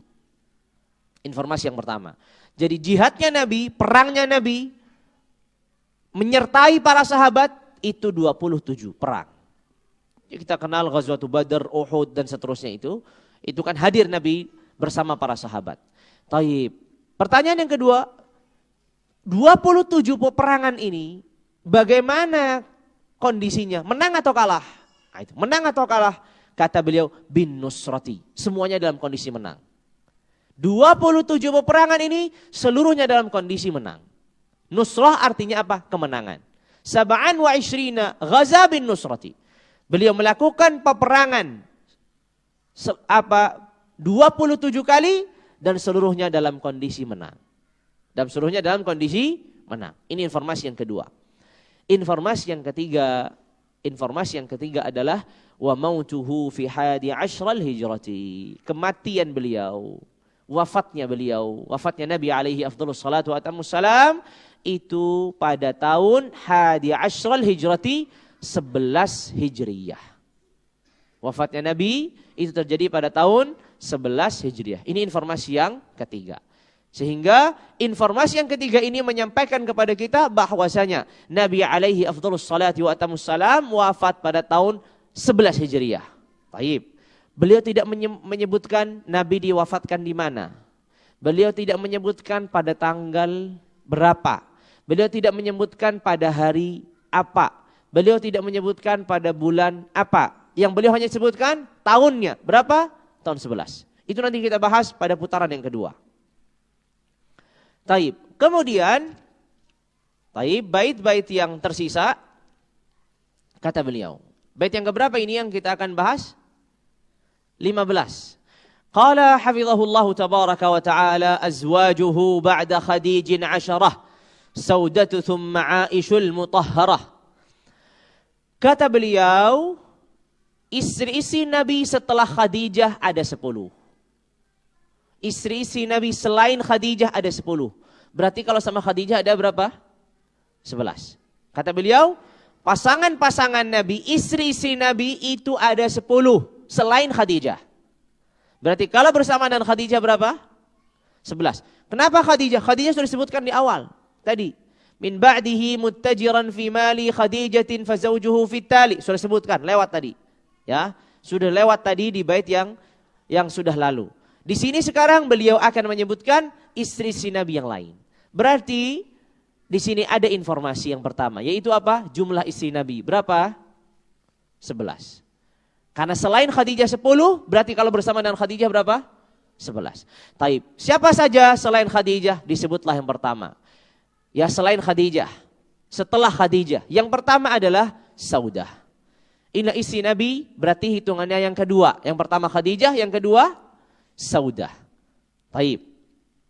Yang ketiga, thumma Aishul mutahharah. Aisyah. Ya, Aisyah. Ini istri Nabi yang ketiga. Pertama Khadijah, kedua Saudah, ketiga Aisyah. Taib. Aisyah beliau sebutkan sebagai al-mutahharah, wanita yang disucikan.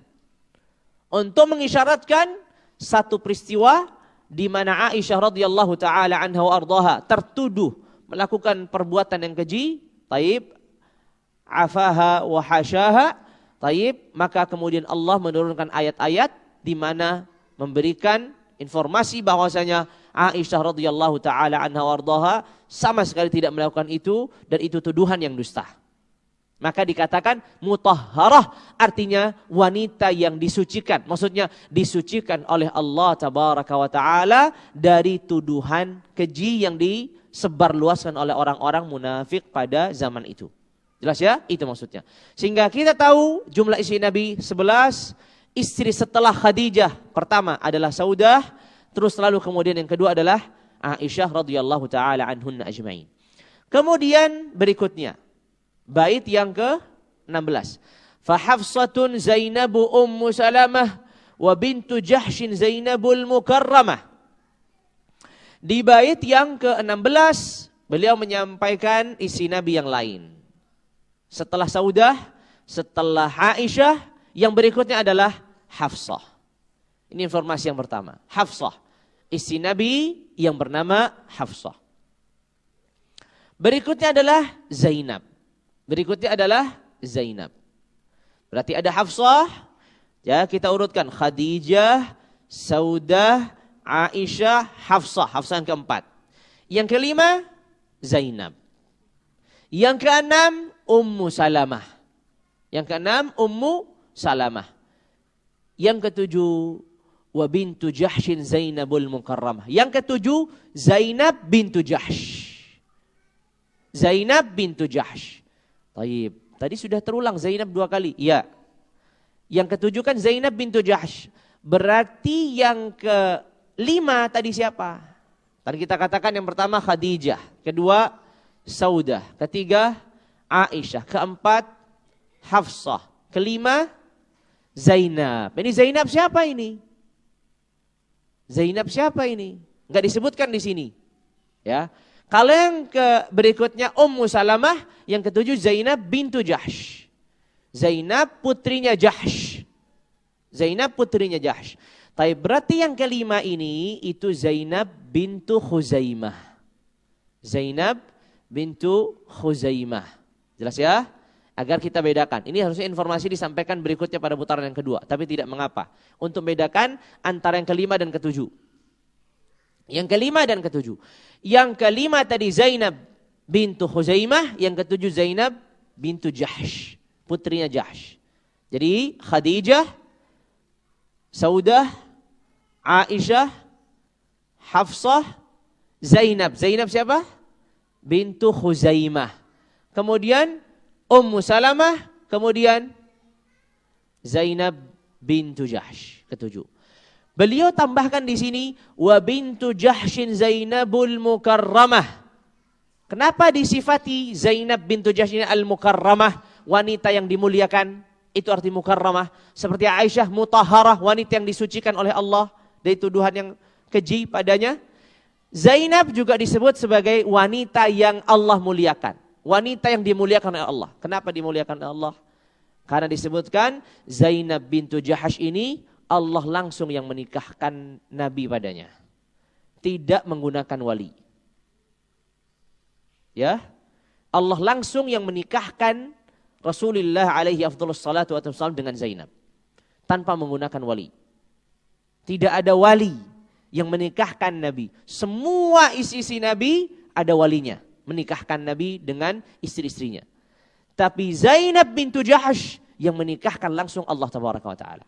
Maka Zainab bintu Jahsh ini selalu membanggakan dirinya di hadapan isi-isi Nabi yang lain. Kalian semua dinikahkan oleh wali kalian. Sedangkan aku dinikahkan langsung oleh Allah tabaraka wa ta'ala dari atas langit yang ketujuh. Makanya dikatakan di sini apa? Zainab bintu Jahsh al-Mukarramah, yang dimuliakan. Jelas ya? Itu sebab beliau dikatakan di sini sebagai al-Mukarramah, wanita yang dimuliakan. Karena Allah muliakannya dengan menikahkannya langsung tanpa ada wali yang menikahkannya. Kemudian berikutnya, yang ketujuh, yang berikutnya, thumma ibnatul Harits dzi Juwairiyah, Ummu Habibatin wa Ramlatun hiyah. Yang kedelapan adalah Juwairiyah. Juwairiyah ibnatu man? Putrinya siapa? Ibnatul Harits atau bintul Harits. Juwairiyah bintul Harits. Kata beliau, thumma ibnatul Harits. Isi Nabi yang berikutnya adalah putrinya Al-Harits. Siapa namanya? Juwairiyah. Thumma ibnatul Harits dzi Juwairiyah, ay hadhihi Juwairiyah. Thumma ibnatul Harits hadhihi Juwairiyah. Putrinya Al-Harits itu bernama Juwairiyah. Berarti Juwairiyah ini yang ke-8. Ummu Habibatin wa Ramlatun hiyah. Yang ke-9 adalah Ummu Habibah. Siapa namanya? Disebutkan Ramlah. Ummu Salamah kita belum tahu namanya siapa. Karena memang beliau tidak sebutkan. Nanti kita akan ketahui di putaran yang kedua. Tapi kalau Ummu Habibah isi Nabi yang keberapa ini tadi? 9. Ummu Habibah ini siapa? Wa Ramlatun. 8 atau 9? 9 kalau bersama Khadijah ya. 9 kalau bersama Khadijah. Kan beliau tadi sebutkan 10 selain Khadijah. Ya, 10 selain Khadijah. Kalau bersama dengan Khadijah beliaulah yang ke-9. Tapi kalau selain Khadijah beliau yang ke berapa? 8 ya. 8 ya. Taib. Jadi isi Nabi yang bernama atau yang dikenal dengan Ummu Habibah namanya adalah Ramlah. Ramlah. Nanti nasabnya satu persatu kita uraikan dalam putaran yang kedua. Taib. Itu isi Nabi yang ke-9 kalau bersama dengan Khadijah, atau yang 8 tanpa Khadijah. Kemudian qala Safiyyatun Maimunatun wal Jami'ah min nasli Ismail illa tasi'ah. Kata beliau, yang ke-10 yaitu Safiyyah, atau yang ke-9 tanpa Khadijah ya. Ini harus dibedakan. 10 maksudnya bersamaan dengan Khadijah, 9 tanpa Khadijah. Baik. Siapa yang ke-9 atau yang 10 ini? Safiyyah. Safiyyah. Isi Nabi yang berikutnya adalah Safiyyah. Bukan Safiyah gitu. Kalau bagi Safiyah gitu kan, la Safiyyah. Begitu jadinya. Ya-nya ditasydid. Kemudian yang berikutnya, yang ke-11 dan ini yang terakhir, siapa? Maimunah. Maimunah radhiyallahu taala anhunna ajma'in. Berarti di 4 bait ini kita mengenal istri-istri Nabi alaihi afdhalus salatu wa atamus salam. Ya, dari Khadijah, Saudah, Aisyah, Hafsah, Zainab bintu Khuzaimah, Ummu Salamah, Zainab bintu Jahash, Juwairiyah bintul Harith, Ummu Habibah, Ramlah, Safiyah, Maimunah. Ada 11. Taib. Lalu kemudian kata beliau, wal jami'ah min nasli Ismaila illa tasyah. Seluruhnya, seluruh istri Nabi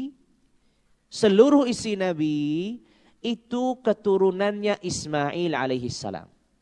Seluruh istri Nabi itu keturunannya Ismail alaihi salam. Seluruh istri Nabi kecuali yang ke-9. Siapa yang ke-9? Siapa yang ke-9? Hah?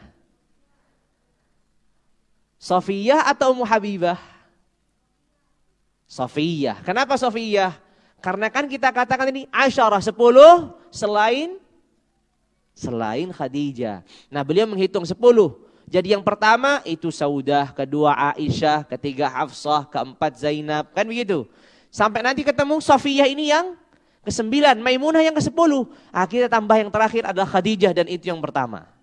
Jadi seluruh istri Nabi itu dari keturunannya Nabiullah Ismail alaihissalam. Kecuali Safiyah.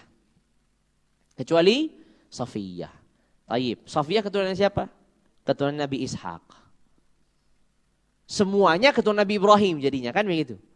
Seluruhnya keturunan Nabi Ibrahim, tapi beda jalur.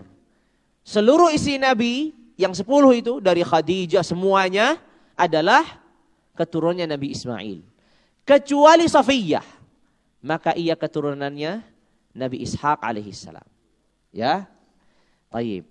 2 bait yang terakhir sebelum kita melakukan putaran yang kedua.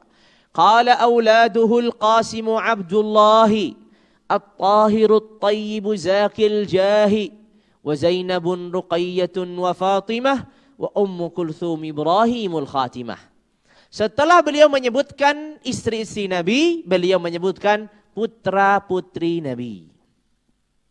Pertama, Al-Qasim. Putra atau putri ini? Putra. Putra Nabi yang bernama Al-Qasim. Makanya Rasulullah kunyahnya siapa? Abul Qasim. Putranya. Yang kedua, Abdullah.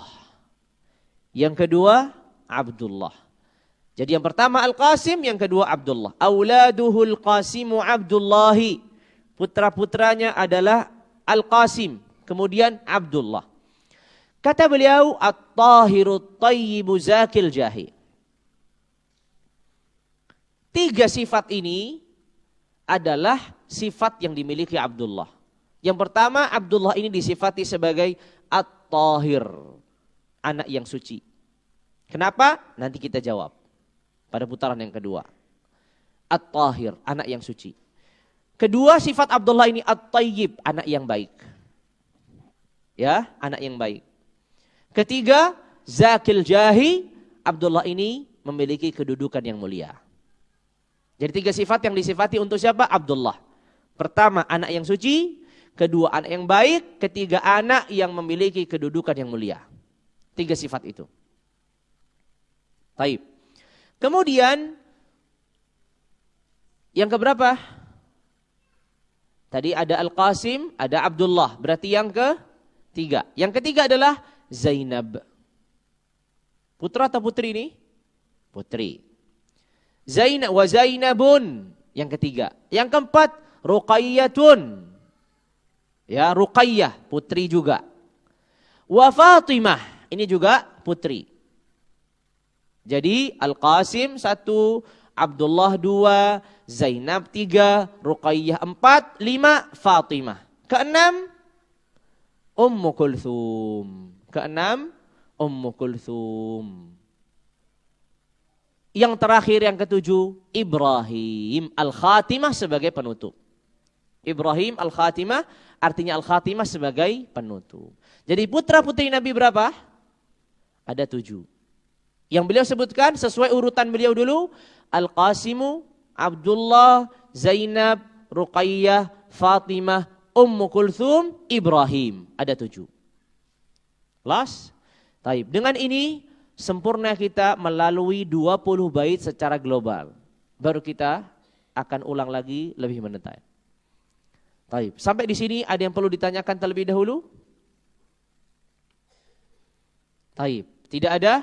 Kita ulang lebih mendetail dan di sini membutuhkan konsentrasi yang lebih karena di sini kita akan bahas lebih mendetail hal-hal dan pokok-pokok yang penting. Taib. Pertama, kita kembali lagi kepada bait yang pertama, bihamdi rabbi abda'ul munirah, thumma as-salatu was-salamu as-sirah ala nabiyyin ismuhu Muhammadu abuhu Abdullahi minhu mufradu. Beliau memberi nama nazam-nazam ini sebagai atau bait-bait syair ini sebagai apa? Al-Munirah. Baik. Karena Nabi alaihi afdhalus salati wa atammus salam. Baik. Seorang yang Allah tabaraka wa taala berikan cahaya. Sehingga ketika kita membaca sirahnya, maka kita akan mendapatkan cahaya dari cahaya yang Allah Azza wa Jalla berikan padanya.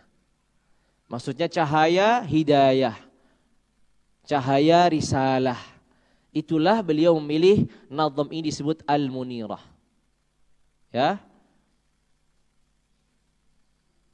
Allah Tabaraka wa Ta'ala berfirman, ya, bahwasanya Nabi ini sebagai munira, sebagai orang yang diberikan cahaya. Cahaya petunjuk, cahaya hidayah. Sehingga mengkaji sirahnya itu juga bagian dari mendapatkan cahaya petunjuk tersebut. Inilah kaitannya penamaan Al-Munirah dengan as-sirah yang beliau akan sajikan. Baik. Kedua, beliau sebutkan thumma as-salatu was-salamu as-sirah. Baik, kalimat as-sirah di sini bukan dimaksudkan untuk sirah yang kita kenal yaitu kisah-kisah Nabi. Tapi sirah di sini maksudnya at-tariqah. Beliau ingin mengatakan bahwasanya metodeku dalam memulai sesuatu itu memulainya dengan basmalah, hamdalah, salawat kepada Nabi. Itulah metodeku. Itulah caraku. Itu maksudnya as-sirah. Jelas ya? Tapi di sisi lain, kalimat as-sirah ini juga untuk menunjukkan pembahasan yang akan beliau sebutkan. Jelas ya? Ini namanya dalam ilmu balaghah bara'atul istihlal. Kepandaian, kecerdasan dalam memilih kata untuk pendahuluan agar apa? Agar orang sudah mendapatkan isyarat tentang apa yang akan dijelaskan kemudian. Ya? Namanya bara'atul istihlal dalam ilmu balaghah. Sehingga ketika orang membaca di awal, oh ini nampaknya nazam-nazam ini akan menjelaskan tentang sirah.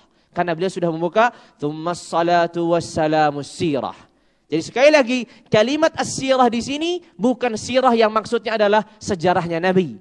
Tapi sirah di sini maksudnya beliau ingin menjelaskan caraku, metodeku dalam memulai kajian itu memulainya dengan basmalah, memulai dengan hamdalah, memulai dengan salawat. Tapi ketika beliau memilih dengan as-sirah, memang ada maksud lain sebagaimana beliau sebutkan dalam syarahnya. Apa maksudnya? Untuk mengisyaratkan pembahasan dan bahasan yang akan beliau sebutkan berikutnya. Itulah yang disebut dengan bara'atul istihlal. Ketika seorang mendahului ya muqaddimahnya itu dengan kalimat-kalimat yang mengisyaratkan tentang kandungan yang akan disampaikan kemudian. Ya, tentang kandungan yang akan disampaikan kemudian. Taib, berikutnya. Informasi yang berikutnya yang perlu kita kaji adalah nama Rasulullah alaihi afdhalus salati wa atammus salam, namanya siapa tadi? Muhammad. Seperti yang sudah disebutkan bahwasanya Muhammad ini adalah nama yang terulang di dalam Al-Qur'an 4 kali. Ya, terulang dalam Al-Qur'an 4 kali. Ya, terulang dalam Al-Qur'an 4 kali. Ada nama lain yang juga disebutkan Allah dalam Al-Qur'an, yaitu Ahmad. Jadi 2 nama Nabi yang disebutkan dalam Al-Quran. Yang pertama adalah Muhammad, yang kedua adalah Ahmad. Ya, di surat As-Saff, ya'ti min ba'di ismuhu Ahmad. Baik, Muhammad sendiri apa artinya? Yang terpuji atau yang mendapatkan banyak pujian? Nah, Muhammad itu artinya adalah seseorang yang mendapatkan banyak pujian. Kalau Ahmad, seorang yang terpuji. Tapi kalau orang yang mendapatkan banyak pujian, namanya Muhammad. Kalau orang yang dapatkan satu pujian atau terpuji, Mahmud, bisa terpuji. Tapi kalau sudah Muhammad, itu artinya orang yang mendapatkan banyak pujian. Dan nama Nabi itu menunjukkan hakikat beliau alaihi afdhalus salati wa atamus salam. Bukan hanya sebatas nama tanpa mengandung makna. Banyak orang namanya Abdullah tapi tidak hamba Allah. Ya, banyak orang namanya Saleh tapi dia tidak saleh karena sebatas nama yang tidak mengandung makna, tidak mengandung sifat. Tapi Rasulullah alaihi afdhalus salati wa atamus salam, namanya adalah sifatnya. Sifatnya ada pada namanya. Salawatu Rabbi wa salamuhu alaihi. Jelas ya? Jadi memang beliau adalah orang yang terpuji atau banyak pujian pada dirinya. Bukan hanya satu dua pujian. Makanya Rasulullah alaihi afdhalus salatu wa atamus salam tidak hanya terpuji sesaat atau ketika beliau sudah diangkat menjadi Rasul dan Nabi. Di masa mudanya beliau sudah dijuluki sama orang-orang Arab sebagai Al-Amin. Orang yang terpercaya. Sebelum mereka mengetahui dan menolak beliau sebagai Rasul dan Nabi. Berarti Muhammad memang nama yang mengandung makna. Nama yang mengandung sifat. Sifatnya tampak pada maknanya. Pada namanya. Sifatnya tampak pada namanya. Alaihi afdhalus salatu wa atamus salam. Tidak seperti apa yang kita miliki nama-nama kita. Tidak sama sekali mungkin atau banyak yang tidak memancarkan atau mengartikan sifat-sifat kita. Ya, namanya Karim misalkan mulia tapi enggak mulia. Namanya Saleh tapi enggak saleh, ya, dan seterusnya. Taib. Berikutnya yang penting untuk diketahui pula bahwa Allah tabaraka wa taala dalam Al-Qur'anul Karim tidak pernah menyebut nasab Nabi. Yang Allah sebut hanyalah nama Nabi. Allah tidak pernah menyebut Muhammad ibn Abdullah bin Abdul Muttalib dalam Al-Quran, enggak ada. Allah hanya menyebut namanya saja, Muhammad. Fadilatul Syekh Saleh bin Muhammad Al-Utsaimin hafizahullah dalam syarahnya menjelaskan bahwa salah satu tujuan Allah hanya menyebut nama Rasulullah alaihi afdhalus salatu wa atamus salam untuk memutus kebiasaan jahiliyah.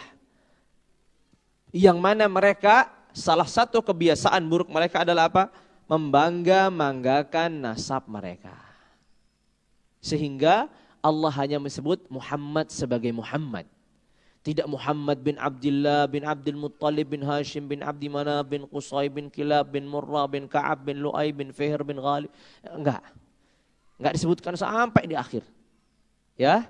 Tapi beliau hanya menyebut, Allah tabaraka wa ta'ala hanya menyebut Muhammadur Rasulullah. Maka kana Muhammadun aba ahadim min rijalikum walakin Rasulullah wa khataman nabiyyin. Taib. Untuk memutus apa? Kebiasaan jahiliyah yang mereka membangga-banggakan nasab mereka. Baik. Pertanyaannya, apakah nama Muhammad ini dikenal di masa jahiliyah atau tidak dikenal? Nah, itu pertanyaan. Ya, apakah Muhammad ini satu nama yang dikenal di masa jahiliyah atau tidak dikenal? Disebut oleh para ulama, nama Muhammad ini sedikit yang menggunakannya, tapi dikenal. Ya, nama Muhammad ini sedikit yang menggunakannya, tapi dikenal. Terutama ketika datang kabar kepada orang-orang Arab bahwa akan diutus kepada mereka seorang nabi yang bernama Muhammad. Akhirnya beberapa ayah, beberapa orang tua menamakan anaknya Muhammad. berharap kalau anaknya menjadi nabi. Ya, berharap anaknya menjadi nabi, maka dinamakan Muhammad.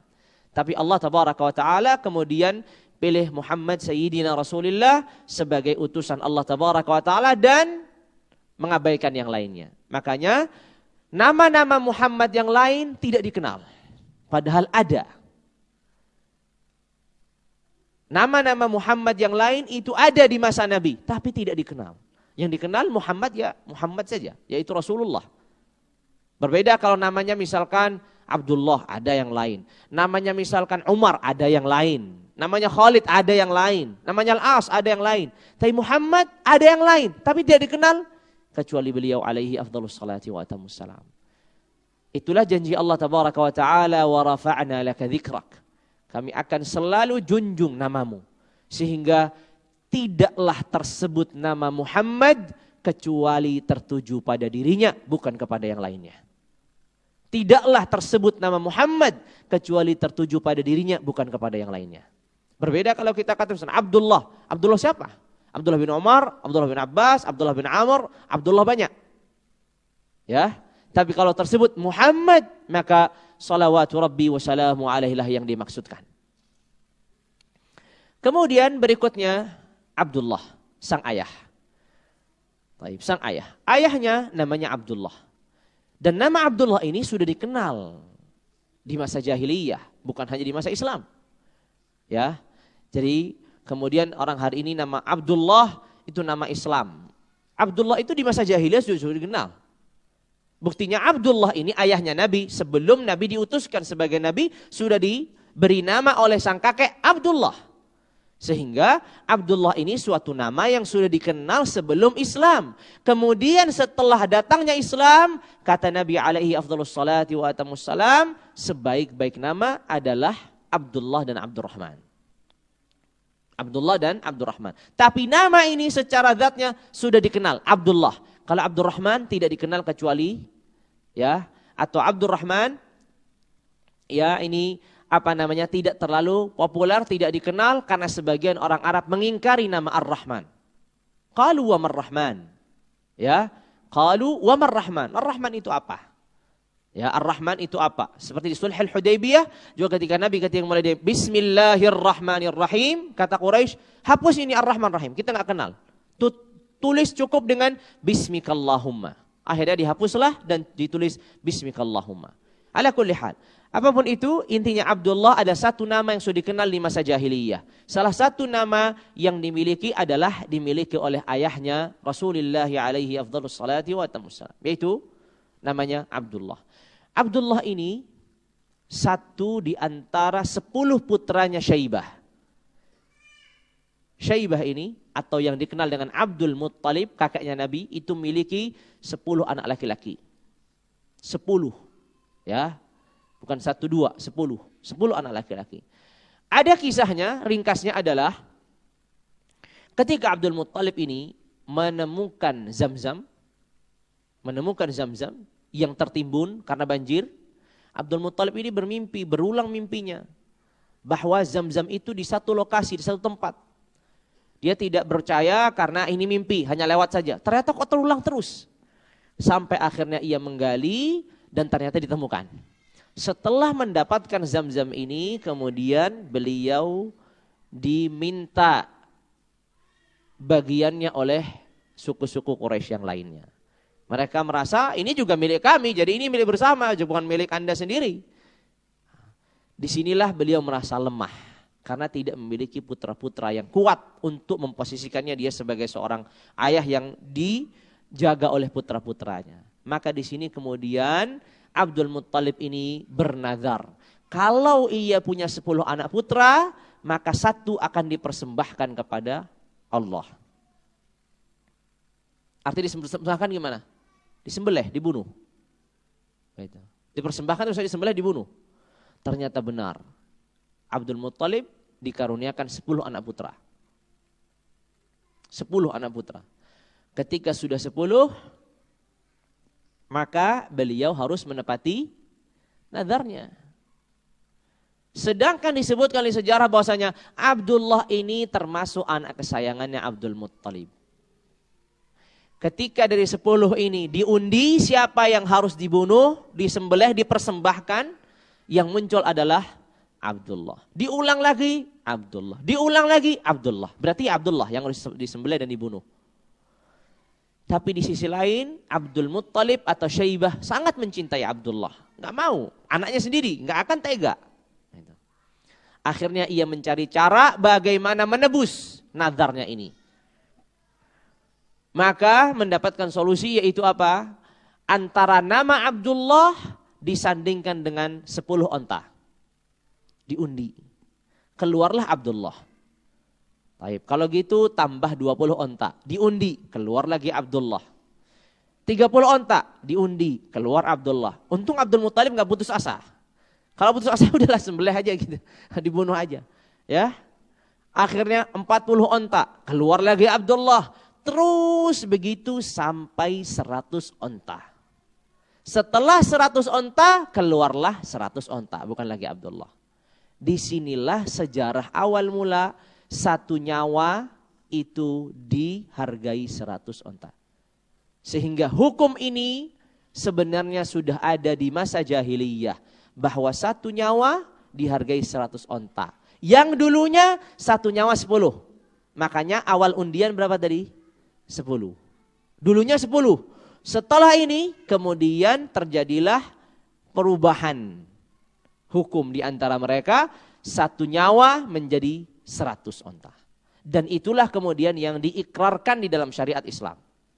Ya, diikrarkan 100 onta. Satu nyawa adalah apa? Diyatnya 100 onta. Kemudian ketika 100 onta ini ya sudah itulah yang dipersembahkan kepada Allah Tabaraka wa Ta'ala untuk menggantikan putranya Abdullah. Putranya Abdullah. Baik. Lalu kemudian Abdullah ini ayahnya Nabi menikah dengan Aminah. Ya. Dan di sanalah, apa ini waktu adzan? Masya Allah. Kita baru mulai putaran yang kedua sudah habis waktunya. Berarti harus diulangi di pertemuan yang akan datang. Baik.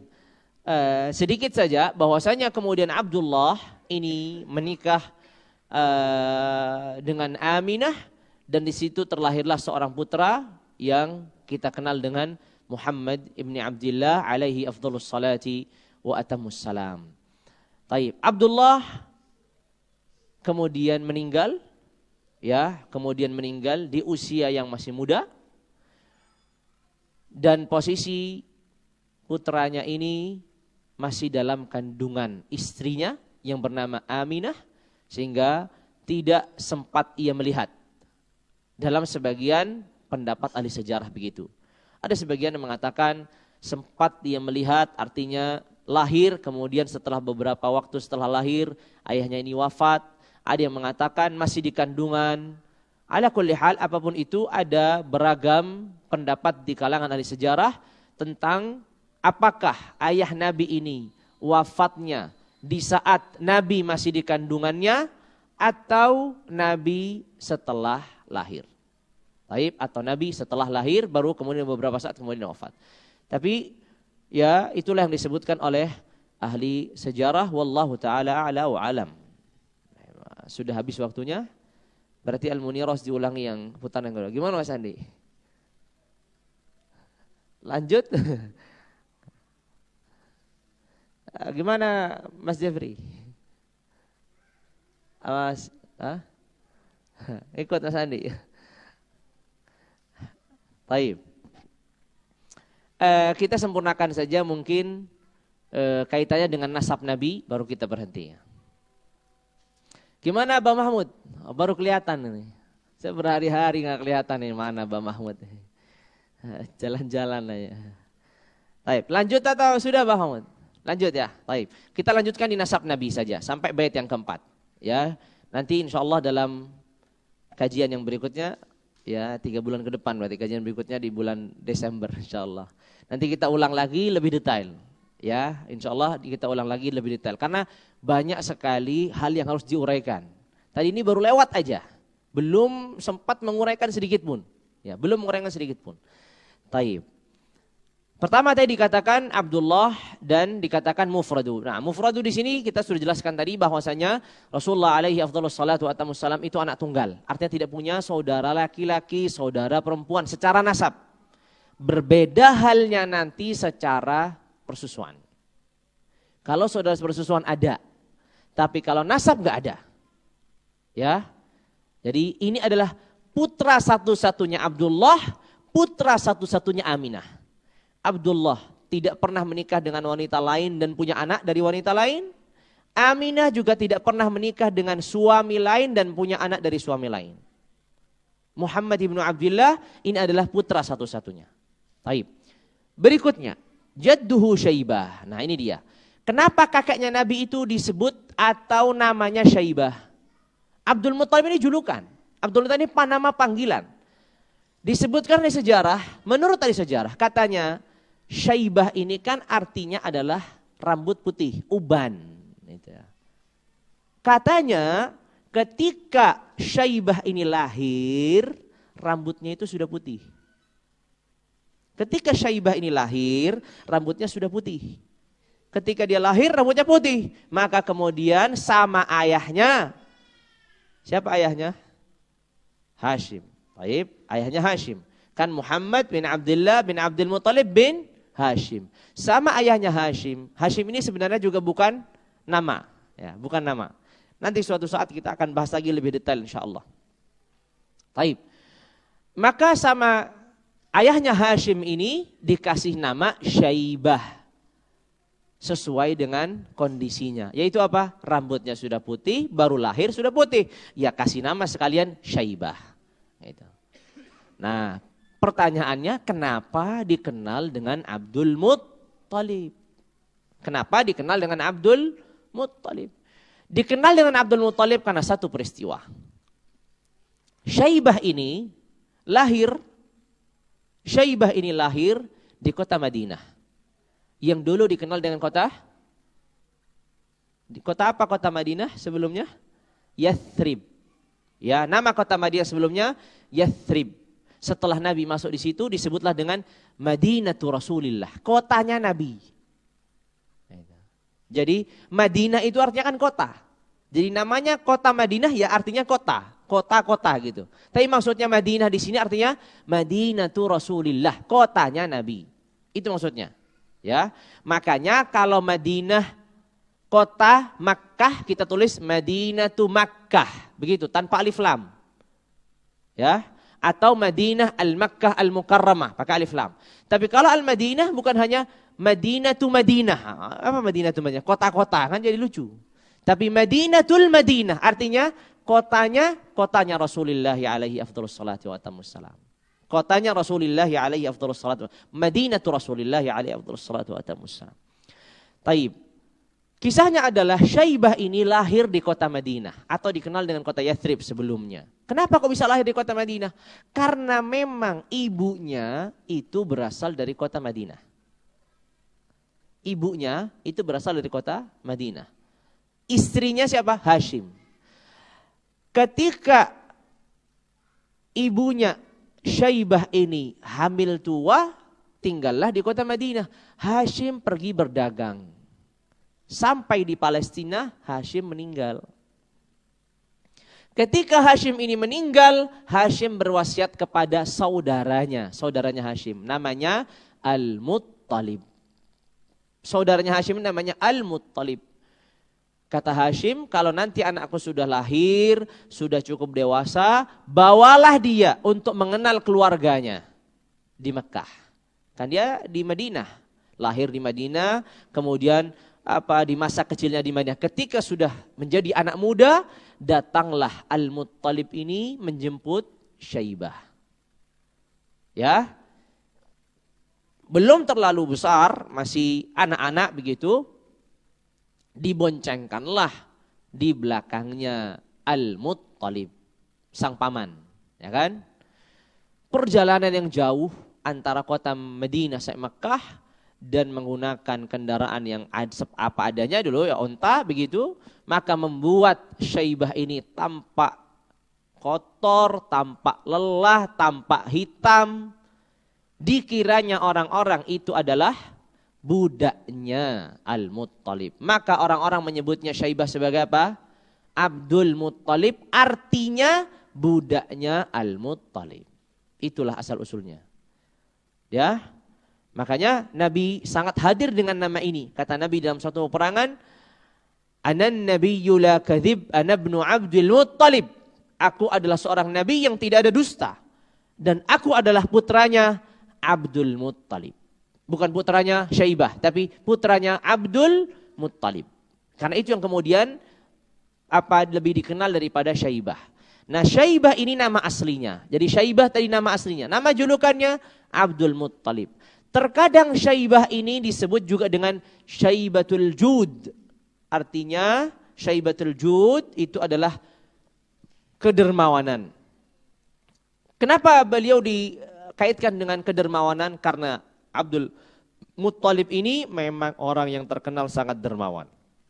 Sehingga dinisbatkan kepada kedermawanan itu, Syaibatul Jud. Baik. Itulah Abdul Muttalib. Kemudian berikutnya adalah kita sempurnakan nasabnya Nabi ini min nasli Adnan. Kenapa harus disebutkan Adnan? Kakaknya Nabi ada banyak. Kakeknya Nabi ada banyak. Tapi kenapa yang disebutkan Adnan? Kenapa enggak disebutkan misalnya Hashim? Kenapa misalnya Abdi Manaf, Qusay, Kilab, Murrah, tapi Adnan?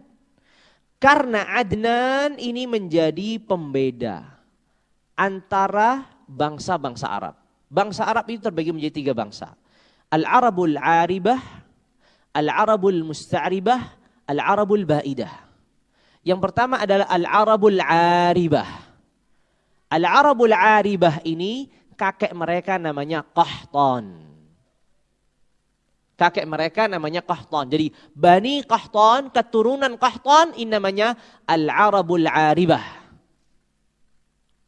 Nah, yang kedua apa tadi? Al-Arab Al-Musta'ribah. Al-Arab Al-Musta'ribah ini yang kakek mereka Adnan. Kakek mereka adalah Adnan. Jadi Bani Adnan, keturunan Adnan ini namanya Al-Arab Al-Musta'ribah. Dan yang terakhir Al-Arabul Ba'idah, ini adalah bangsa Arab yang sudah punah, yang sudah tidak ada keturunannya, seperti kaum Ad, seperti kaum Thamud, sudah tidak ada lagi keturunannya. Jadi orang Arab itu ada 3. Ya. Keturunan Qahtan, keturunan Adnan, dan orang-orang kabilah-kabilah yang sudah tidak ada keturunannya seperti Ad, seperti Thamud. Seperti Ad, seperti Thamud.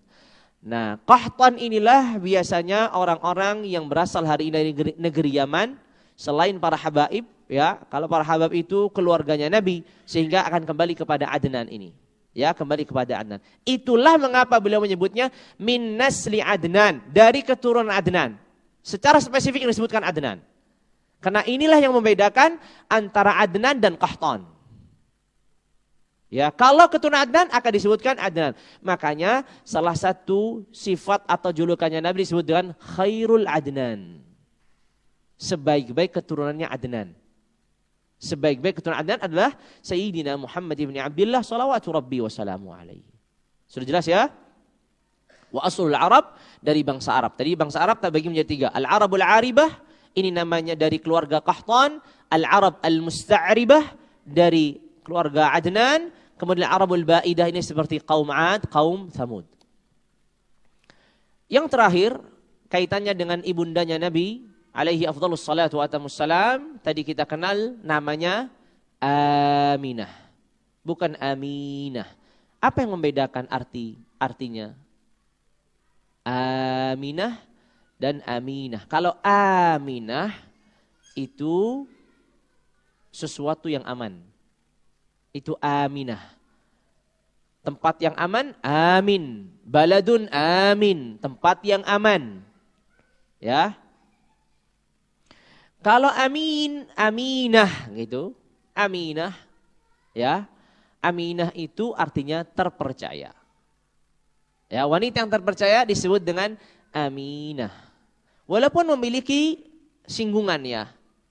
Orang yang dirasa aman adalah orang yang dipercaya. Orang yang dipercaya itu adalah orang yang dirasa aman, kan begitu, ada singgungannya. Tapi ala kulli hal, itulah bedanya Aminah dan Aminah. Sedangkan ibunya Nabi siapa? Aminah bukan Aminah. Taib.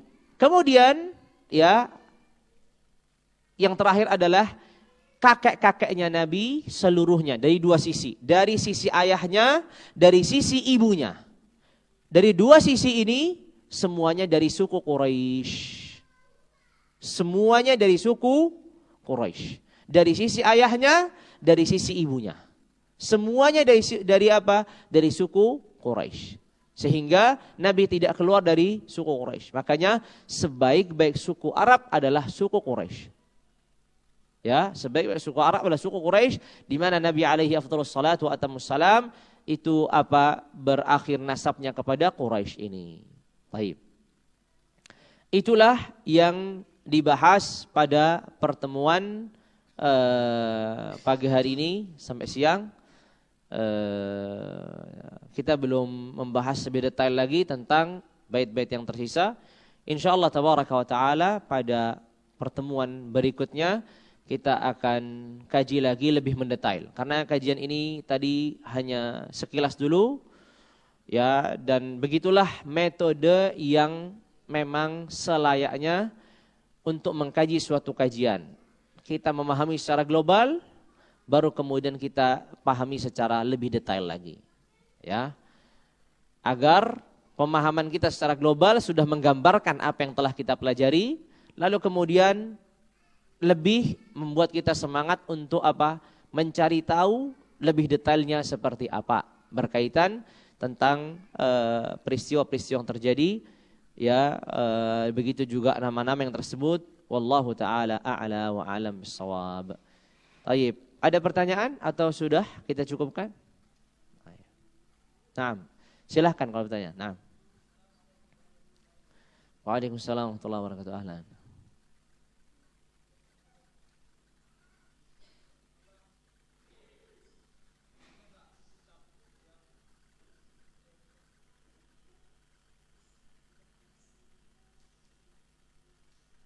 Menjelaskan, mengkaji atau syarah kitab ini. Syarah nazam ini maksudnya. Syarah nazam ini yang ada hanyalah satu syarah yang saya tahu. Syarahnya beliau sendiri. Adanya hanya PDF. Nanti bisa bagi nanti. Ada PDF-nya, coba cari di Telegram atau di sini ada. Di Google juga ada. Syarhul Munirah. Tulis aja Syarhul Munirah akan diketemukan. Syarahnya beliau Syekh Shalih Al-Utsaimin. Walaupun syarah ini ya tidak terlalu luas, memang ini ditujukan kepada pemula, tapi penuh dengan faidah. Penuh dengan faidah. Tapi apa yang saya jelaskan, beberapa saya jelaskan di luar syarah ini, gitu. Itu maklumat lain dari saya karena telaah dari kitab-kitab yang lain, gitu. Ya, jadi itu syarah yang ada. Wallahu taala a'la wa a'lam bissawab. Nah, ada lagi yang mungkin ditanyakan? Ada lagi atau tidak ada? Cukup di situ. Ada pertanyaan di online enggak? Enggak ada. Baik. Insyaallah kalau begitu kita akan lanjutkan kita dalam pertemuan berikutnya, berarti kita masih membahas Al-Munirah. Tadi saya berharap subhanallah kita bisa jelaskan satu persatu dengan detail sampai sempurna, ternyata nggak bisa. Ya, ternyata tidak bisa. Tapi la ba's, ya, tidak mengapa. Insyaallah nanti kita kaji lagi lebih detail karena masih banyak menyisakan pertanyaan, ya. Masih banyak sekali menyisakan pertanyaan yang perlu dibahas, ya. Kenapa beliau misalkan menyebutkan kelahiran Nabi itu pada tanggal 12 Rabiul Awal, kenapa tidak milih tanggal 9, tanggal 13, tanggal apa? Jadi alasan-alasan beliau sebutkan di dalam syarahnya. Dia sebutkan di dalam syarahnya, dan itu insyaallah nanti kita kaji biidznillah tabaraka wa taala. Baik. Cukup sampai di sini ya Mas Andi ya. Baik, berarti nanti pada pertemuan yang berikutnya insyaallah di bulan